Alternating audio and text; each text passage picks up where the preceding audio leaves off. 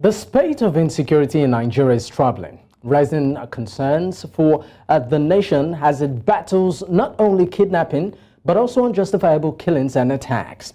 We have more for you in this intro package. Take a listen.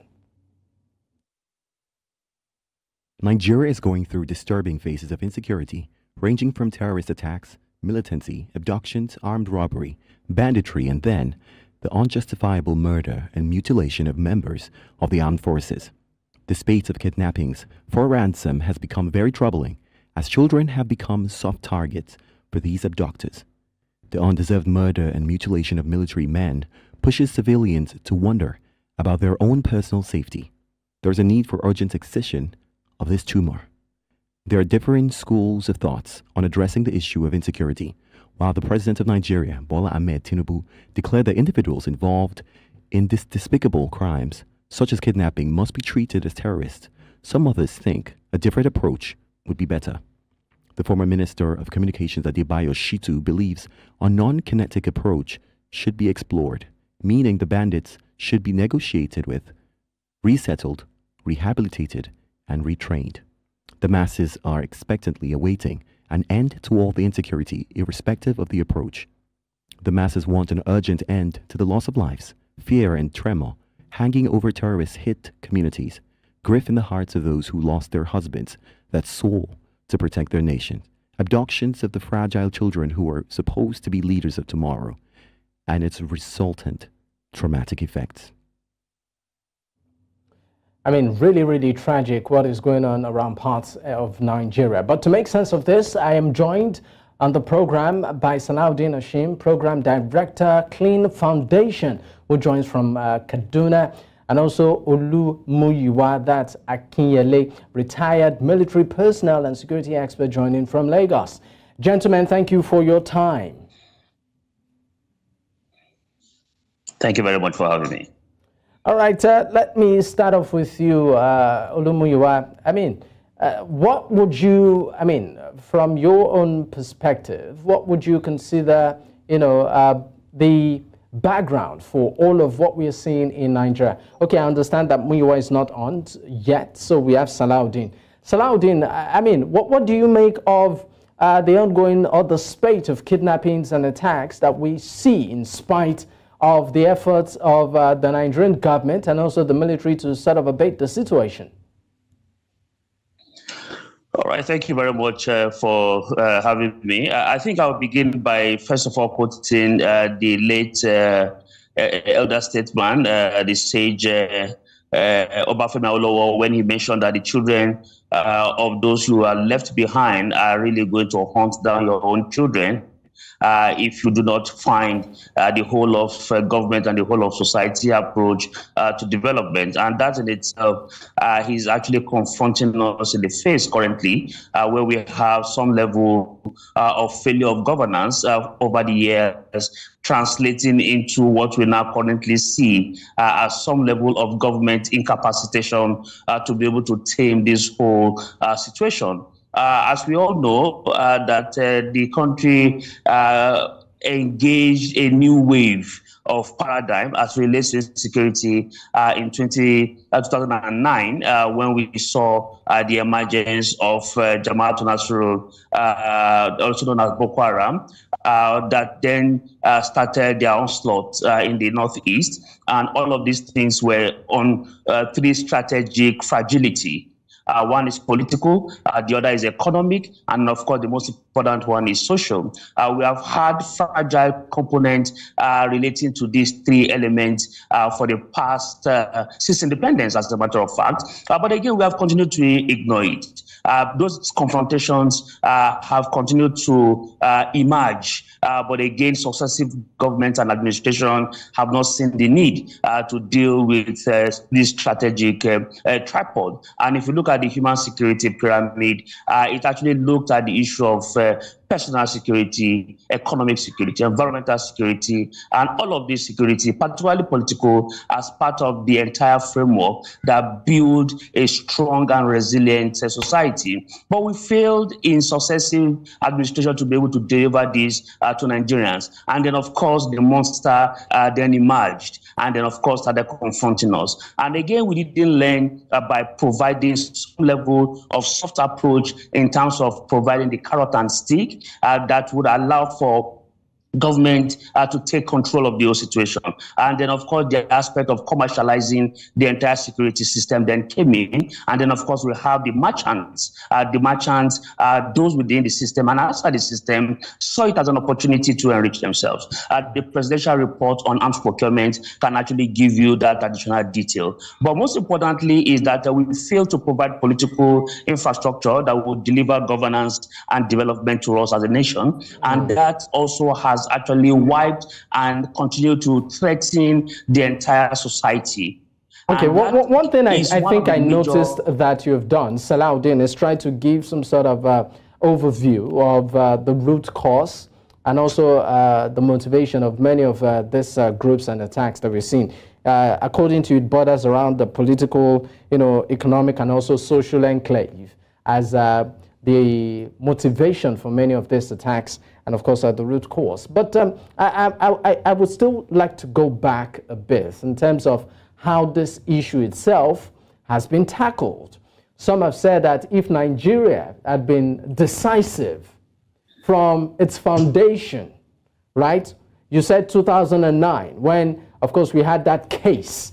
Nigeria had, made a strong statement. Maybe it would not have escalated into, in your words, an economic, I call it, network right now, where we see a lot of people, or we see a lot of individuals who are into it and seem to be getting away with it and making huge sums of money. Now, that takes me to a video I recently saw. I mean, the recent attack in Russia, where the suspects that were caught, linked to the ISIL, many of them, even though, their approach has been condemned, when they were brought to court, they were beaten to a pulp. I mean, some will tell you that it's to send a strong message that, look, in this part of town, in this part of the world, we don't tolerate, instances like this. Now, my question to you is this.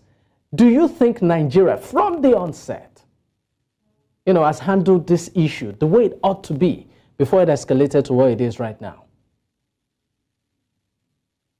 Unfortunately, we have not. And of course, I'll give you instances.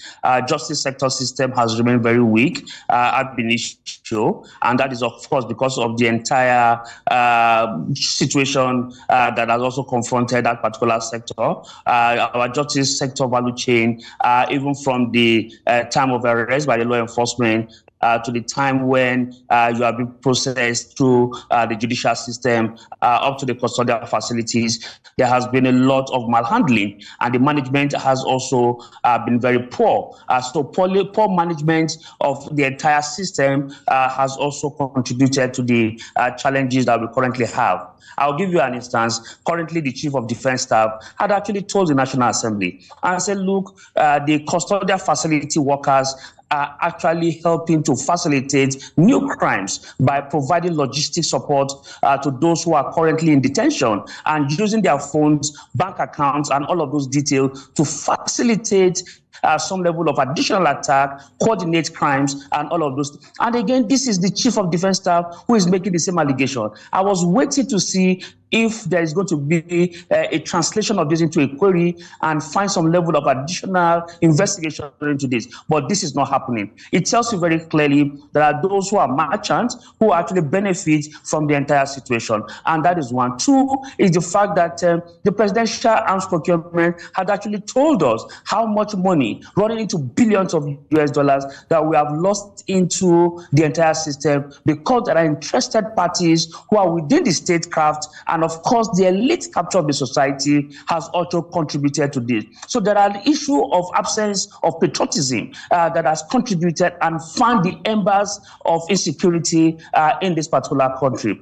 Thirdly is the fact that we have policies, beautiful ones written, but unfortunately poor implementation has always been an issue. The national security strategy currently is like the Bible that helps us to implement a coordinated security response to every form of threat in the society. But unfortunately, we don't even implement it. It gives you the whole of government and the whole of society approach and offers a non-kinetic approach that will help you to have a more sustainable response to issues that borders around it. But that is not the case. And if you recall and you do a retrospect of what has happened in the past, we saw a case of how we have consistently negotiated from the point of weakness. We saw how Kano Zamfara state government at some point negotiated with bandits, and of course we're giving them huge sums of money. We saw it in Katsina. We saw this happening in different states, and this also further emboldened these renegades in the forest to continue to threaten the entire atmosphere.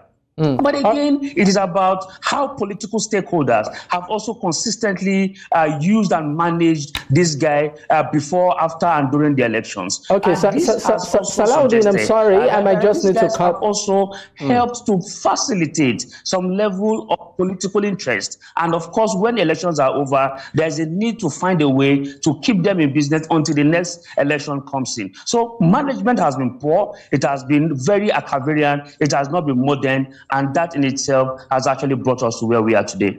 All right, Salaudeen, I apologize. I might just need to, of course, stop you for now to hear from our second guest, Olumuyiwa Aknyele, a retired military personnel and also security expert. Thank you for joining Secure the Continent. Thank you. All right, great. Now, I mean, your profile actually has it that you were once, of course, an officer. So we believe that you would also bring in maybe some personal experiences into the conversation. What the first speaker, Salaudeen, said, he tried to robe, talking about the root causes of what we are seeing right now in terms of insecurity around political, economic, and social factors as being mitigators of the very unfortunate incidences that we are seeing right now in Nigeria. I'd like to hear from you. What's your take concerning many of the root causes and motivation of these attacks, and what would you say has been the approach of the government from inception so far? Has it been commendable? Thank you very much. Can you hear me clearly? Yes. Great. Okay, I want to thank you for inviting me to this program, and I also appreciate the other guests on the program. Well, I would like to come in from the background of security, and we've laid a lot of emphasis on the role of the military. I want to say that security is beyond merely kinetic. Security is wider than just sending soldiers on ground. And like he also had identified, there are so many aspects that we need to bring to play to ensure that we are able to overcome the challenges that we have. I'm sure we know Nigeria is not peculiar to these challenges. Many other countries are facing even worse challenges. However, we need to come out with a holistic approach. We need to be sincere. We need to be decisive. We need to have the will to confront the problems. I will say successive governments have not handled the situation the same way. And for us to begin to witness a decline in terrorism, banditry, kidnapping, the government must be seen to be serious. The government, many people do not trust the government. Many people do not have the confidence in the government. And when the government says something and people believe another, there is a discord. there has to be a perfect harmony between what the government is planning. I'm sorry to cut in here, Olumuyiwa. You said that many people do not believe the government, they don't trust the government, and the government must be seen to be serious. Why do you think that is? Okay. When we have different arms of government thinking different things, maybe the office of the National Security Advisor will say something, the governor of the affected state may say another thing, and the facts on ground differs from what we are hearing from official sources. So this leads to a lack of confidence. And you see, military or the police alone, they cannot solve the problem. We need the goodwill of the people, the locals, the communities, the leaders, because they know the terrain much more than the soldiers and the police. But there have also been cases where maybe the locals, the community members, are either too scared to come forward to talk, or they feel some sort of affinity or loyalty to these insurgents, right? Maybe because they're being paid, or they feel that, you know what, their ideology seems to resonate with the community. In situations like that, I mean, that's a difficult one. Yes, it goes back to the issue of trusting the government. Because when people feel that the terrorists, the bandits, they are more powerful, they are more relevant, they are more on ground than the government, and they see a situation where previous people who tried to cooperate with the law enforcement, they were left in the cold. So people are not willing to come out and put their necks on the block, because to do so, you must trust the government. You must trust the system. You must believe they will watch your back. And that if you volunteer information, let me give you an example. There was a time there were high-level security consultations to carry out an operation. Decisions were taken at high level. By the following day, when the decisions were to be implemented, the supposed bandits, they had the information. So how do you expect people to trust the government when they know information they pass across, confidential facts they release to government, they are compromised.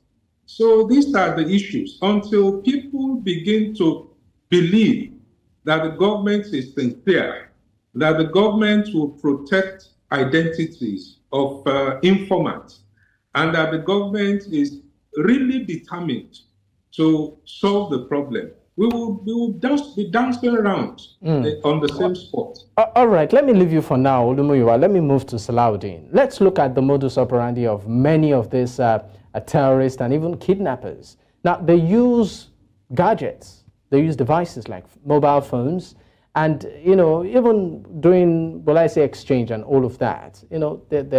Some even do transfers. Some it's physical cash. They ask for physical items, and the questions quite a lot of people are asking is, for instance, when you use mobile phones, you have a digital footprint.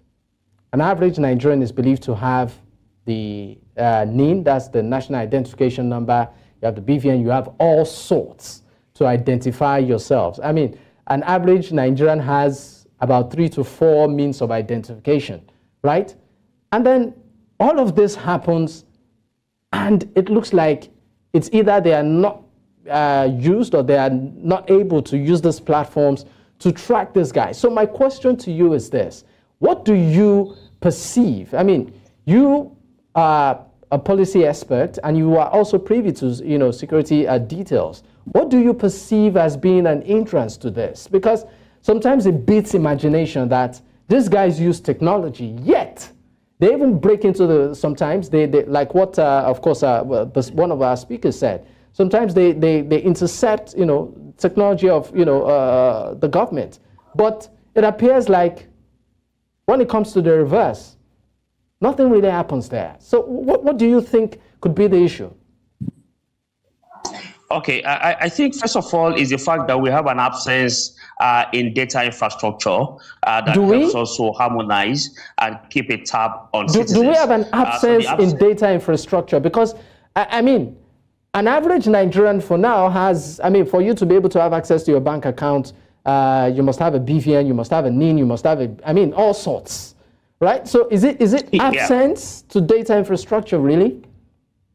Yeah, the infrastructure here is actually looking at the issue of coordination because if you have an infrastructure that helps you to have a centralized data system that drives every other aspect of social, political, and economic, and even cultural lifestyle, it helps you to be able to contain and, of course, to be able to project any form of antecedent. One of the reasons why some of those quick captures were made in Russia for 9/11 is because, again, everything that they used from driver's license and all of the data were very quick to trace. But unfortunately for us, that infrastructure for coordination and that infrastructure to collaborate and sync every form of data collection management system has actually been lost. You take your BVN, you do biometrics, you do international passports, you do your biometrics, you do for your driver's license, you do your biometrics. And one of the things that I have actually advocated for over 10 years is for us to have a harmonized data bank where every citizen can then use it as a repository to inform the kind of security planning that we can have. But unfortunately, like we said, there is an elite capture of the society who apparently are particularly enjoying the largesse that is coming to this issue that borders around security. On an annual basis, we lost 242 billion naira to the issue of a security vote. Who takes this money? It is actually taken by the political class. This is actually even despite underfunding the conventional security system. But we still spend that much on political elites who are doing security votes. And for me, for God's sake, how do you want to juxtapose all of these things? A governor, for instance, takes as much as 1 billion on a monthly basis. And if you take this money for 4 years and you take it for 8 years, you know what that actually translates into. And this in itself... Sorry, you said a governor, I'm sorry to cut you there. You said a governor takes as much as 1 billion for what? For security vote. It's a product of research. It's actually not just a hearsay. They take this money as much on a monthly basis. And of course, what they have done is that they have even gone further to actually, because of pressure and plenty of external oversight and external incursion, they have changed it to service-wide votes. Pick any state budget, for instance, and you will see that line. Either you find a service-wide votes or you find security votes. It is actually money that is not accounted for. Most governors take this money, and a lot of government agencies and parastatals at all levels also take this amount of money. Put that money together, it is actually 70% of the entire national budget, annual budget of the Nigerian police. It is actually higher than the budget of the Air Force and Navy if you combine them together. Okay. And you ask me, which serious government does this kind of situation? And when we know where our challenges currently truly lies. Look, let me tell you, Nigeria is currently saddled between two axes of evil. One is the Sahel, and the second one is the Gulf of Guinea. We know where the problem is. We have a border management challenge. Salaudeen, I'm sorry to cut in. We have a commercial break now. When we return, you pick up from where you start. Please stay with us. Many thanks for staying with us. If, of course, you're just joining the program, this is Secure the Continent on News Central Television. And, of course, we have been examining matters arising concerning the security situation across Nigeria, particularly as it has to do with kidnapping and abduction. We still have, for now, Olumuyiwa, that's Aknyele, a retired military personnel and security expert from Lagos. Initially, we had Salaudeen, Hashim, Program Director, Cleen Foundation, joining from Kaduna. Let me, of course, direct my next question to you, Olumuyiwa. Now, before we went on that break, Salaudeen was trying to give, an overview concerning what he feels might be the reason why Nigeria cannot leverage enough on technology to sort of combat or fight this very, very daunting challenge. I mean, you are a retired military personnel. How does this even work? And why do you think that, I mean, the phones cannot be traced, or maybe might not be traced, or some of the gadgets, you know, and modus operandi this individuals use cannot be, you know, unearthed using technology to nip these issues in the bud? Okay, thank you very much. Let me say something very clearly. The Nigerian military, the Nigerian police, the security forces, our SSS and DSS, these are well-trained officers, trained in the most modern art of our profession.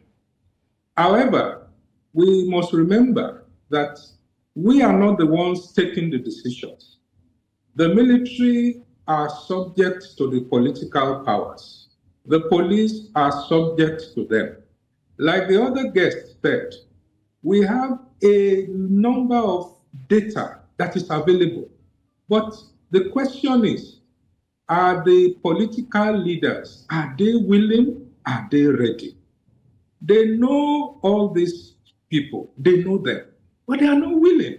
So until our political leaders at the executive, legislature, and the ruling class, until they are ready, we have well-trained police, we have well-trained military who know what to do, but we don't take action on our own.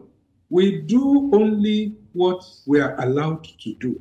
We are governed by laws of war, rules of engagement, and we are very professional. We are blessed with well-trained people.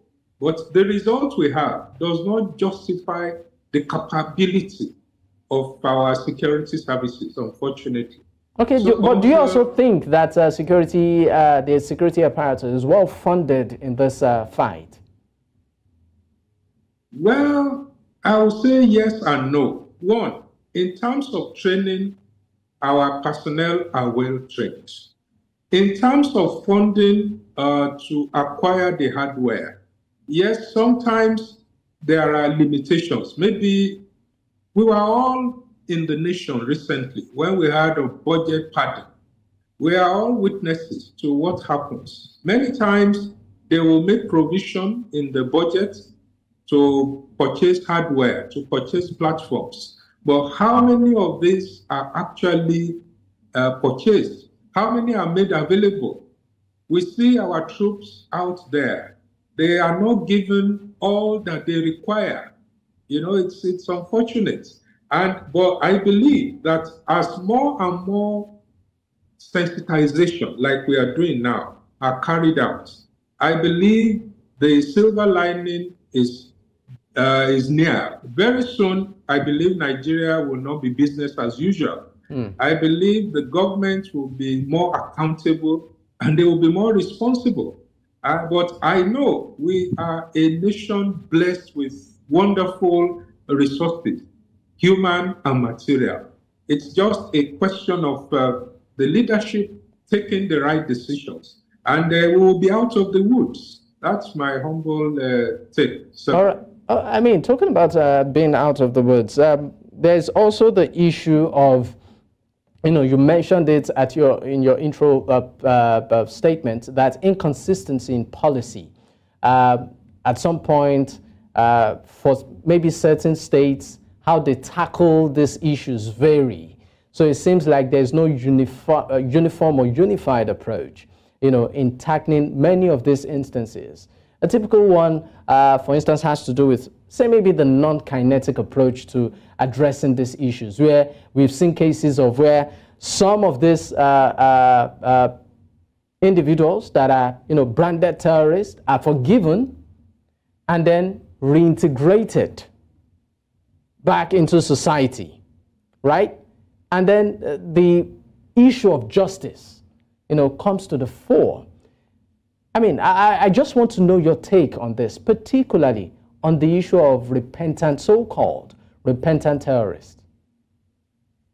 Well, like we said, there is inconsistency in government policies. That's number one.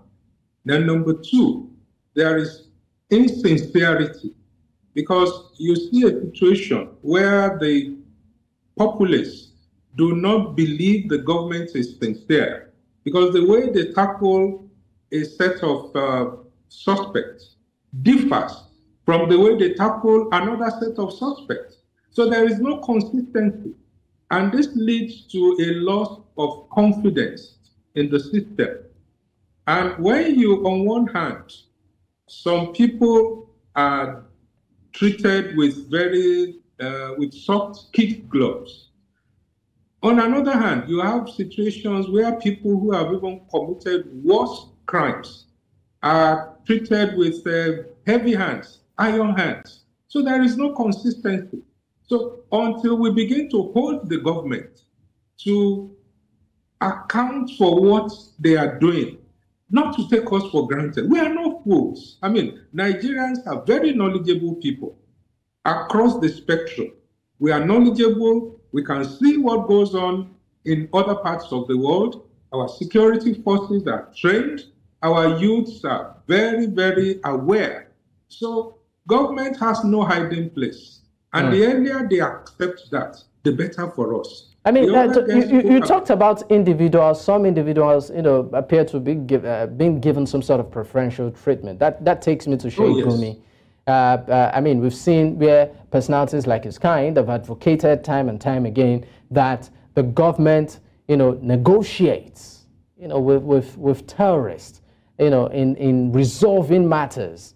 And people have asked that, why has he never been invited? Even though recently we understand that, was invited to speak, and of course debriefed and all of that. But before now, I mean, he has made statements like that on multiple occasions, multiple platforms, advocating that terrorists be treated with some sort of kid glove, negotiate with them, don't go all out offensive and all. Whereas maybe somewhere else, an individual just makes that kind of statement and is picked up. So my question to you again is this. What do you think is the way forward or out of this? Or what does this reflect of our kind of society and this fight against, terrorists and insurgents in our society? Thank you. You see, as long as terrorists, as long as they see that they can get away with whatever they do, they will continue. You see, human nature is basically the same, whether they are Nigerians or Americans or Europeans. We are all human beings. We all think the same way. Now, a few years ago, there was a blackout in New York City. Ordinarily, New York is a place where there is law and order. But within a few hours, when there was no electricity, people were looting shops, removing valuables everywhere because they knew they would not be caught. So in Nigeria, when criminals know that there are people, whether religious leaders or political leaders or whoever they are, that will be covering their back, protecting their interests, ensuring they get away with their loot. We saw on social media a few days ago a criminal showing heaps of money that he made from kidnapping. As long as we have that, more and more people will go into crime. They see it as profitable. It's more profitable than doing a business in Nigeria. So government must come out clearly. It's good President Tinubu said recently that bandits will be treated as terrorists. It's a wonderful idea because the legal implication is different. The way the law treats a terrorist is different from the way the law treats a bandit. A bandit is treated as a normal thief. He can be taken to magistrate court. Whereas a terrorist is treated as a high-class criminal that is only federal high court that can try him. Terrorism is punishable with life imprisonment. Whereas banditry, you can slap the person on the back and say, don't sin anymore. Take 2 months imprisonment. So they continue. So we need to harmonize all this situation so that the people know we are serious. The nation knows the government is sincere. And the criminals too. They have social media. They watch news. They will know that, yes, No more hiding place. Until we do that, we will continue to have a repeat. So are you saying that we do not have strong unified legislations on ground to create or serve as some sort of preventive, will I call it a measure, so people don't get into this particular space? Are you saying that in terms of the policy arrangements on ground, it's not strong enough to deter people? Yes, the legislation is reasonable, but the enforcement, is where the issue aspect, yes, that's where the problem lies. Because our laws, it takes time to make laws, but the leaders we have been having, they implement the law to suit their own situation. And that makes nonsense of the whole thing. So when the government, in my opinion, the starting point is in the leadership. Every nation rises and falls by the leaders they have. We have a new government. They have the opportunity now to open a new page. That, this government is serious. We want to tackle this problem. It's leaking our economy. The problem in Niger Delta, in Northwest, in Northeast, we want to tackle it. We have enough expertise to come together and provide solutions. But the government must be willing. They must be sincere. They must be ready that, we want to implement what the experts... But I want to ask you a direct question right now. I mean, what would you suggest, or which approach would you suggest we use more in this fight? The kinetic or more of the non-kinetic? We've been using kinetic largely. Unfortunately, the kinetic is not well coordinated, like I said. The military, they are well trained, but they have a lot of limitations. To operate successfully kinetic force, the military will require cooperation from the local populace, will require cooperation from the intelligence arms of government, the SSS, the local communities, the vigilantes, the religious groups, the youth organizations. So it's a coordinated approach I will recommend. The military are doing well, but we need more from the local community. And government must be seen in the fore, leading a determined drive to bring an end to all these criminal activities. So when everybody sees the government is taking the bulls by the horns, the military, like I said, they are well trained. We now need to harness the local situation, the traditional rulers, religious bodies, the youth, because they know where the criminals are. They live in the community. They have girlfriends there. They have friends. They have colleagues. People know them. The military do not know them. So we need to now gather all this information together. And when they are presented to the military forces, the government needs to ensure that there will be a protection of their identity, of the source of information. So people are encouraged to come up with necessary information for the security forces. And those that are arrested, they must pay for their crimes. Okay, so the issue of repentant terrorists and forgiveness shouldn't even arise. I don't think so. I think we need to have more and more people paying for what they have done. Once we have more and more of that, those who are in the making, the factory, they will change their minds. Now crime is seen as profitable. That's why we're having more and more of it. Yeah, so talking about profitability. Yeah, I mean, talking about profitability, we need to go on a break. When we, of course, return, we will be talking about the knotty issue of ransom, which has, of course, stirred quite a number of reactions. But we'll talk about that when we return. Stay with us. You're still watching Secure the Continent on News Central Television. And of course, we are looking at matters arising concerning security concerns in Nigeria. Well, I still have with me a retired military personnel, Olumuyiwa, who is also a security expert from Lagos. Thank you for hanging on.